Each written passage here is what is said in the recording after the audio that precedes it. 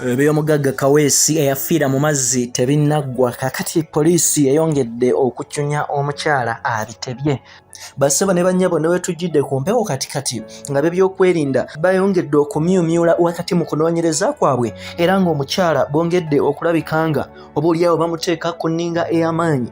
Kakati wano mbagirawo baleka process ey'okuziika wakati mu kugezaako obutataataganya nteekateeka zino, naye ate wetwogera wali mu kuziika nga kumaze okulabika nga kuggwa, ate ab'ebyokwerinda bongedde okumyumyula ku kunoonyereza oboolyawo ne bacunya omukyala Justine abadde mukyala wa Nnagagga ono. Ab'ebyokwerinda baliko ebibuuzo bye bagenze okulabika nga beebuuza, okuli nti ekifo bo we bagamba wali ku Gipiri and Rabongo ku hoteri eyo, mbu omugenzi we yafiira okusinziira ku demarcations oba ku bupande obuliwo bulabula omuntu yenna aba ayingidde mu mazzi ago obutasukkaawo okugenda mu maaso okulabika ng'owugira emitala w'eri kubanga wagenda buziba. N'olwekyo beebuuza nti omusajja Kaweesi omuyivu kiki ekyamuviirako okusukka walaba obupande bw'asobola okusoma obulungi ate n'abuyitako. Wano kuliko wakati okwebuuza ekibuuzo kubanga okusinziira wakati mu bigambo ebigambibwa oba statement eziweebwa abafamire balaga mbu yali arrescuinga mutabani waabwe ow'emyaka 12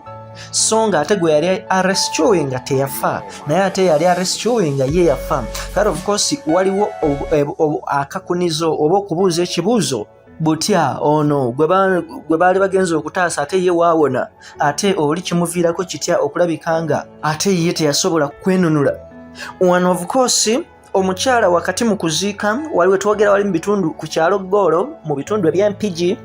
yali mugumu nnyo era ng'ategeeza abakungubazi nga bwagenda okudda mu bigere bya bbaawe ono omulungi kubanga baali batambudde olugendo oluwera ng'amumanyi ebimusanyusa ebimunyiiza nga bw'atayagala kulaba abantu nga banakuwala, n'olwekyo agenda kubeera muntu omutuufu osigala mu bigere bya bbaawe era n'ategeeza na buli yenna gwe eyali amubanja okujja amusasule kubanga omwami we oba olyawo si kye yandiyagadde okulabika nga alaba. Of course wetudda mu mikwano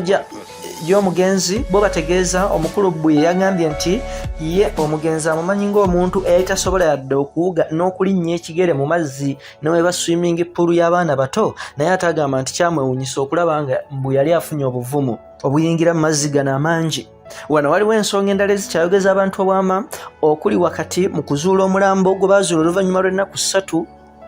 so nga bagenda okuguzuula nga omulambo guli mu shape yagwo ate nga tukimanyi bulungi nti omulambo singa gumala mu mazzi essaawa ntono nnyo guba gwamaze dda okuzimba, okukyuka, okufuukuuka olwa pressure y'amazzi n'ebirala, naye ate bassebo ne bannyabo kyagenda mu maaso okulabika nga kibeewuunyisa ng'omulambo guno ogwamala mu mazzi ennaku 3 gwakomawo nga bwe gwa oba olyawo nga guli mu shape eri nnomo. Of course nsobola okutegeeza kisobola obba nga kituufu nnyo nnyini ddala nga omusajja mukulu ono yali ataasa mutabani we kubanga teri muzadde yandiyagadde kulabika nga mwana waafa akola ekisoboka kyonna okubanga amutaasa, naye ate n'ensonga endala toteekeddwa zibuusa maaso naye nga bwe bityo oba olyawo bwe biri. Nkugamba kola ekintu kimu, subscribinga, sharinga, commentinga tukolera okufeffetta okw'omuzinzi yonna gy'osinzidde mwana mama mwana wa taata. Yenze Ssemaganda Moses Hope lwa Kampala Media TV.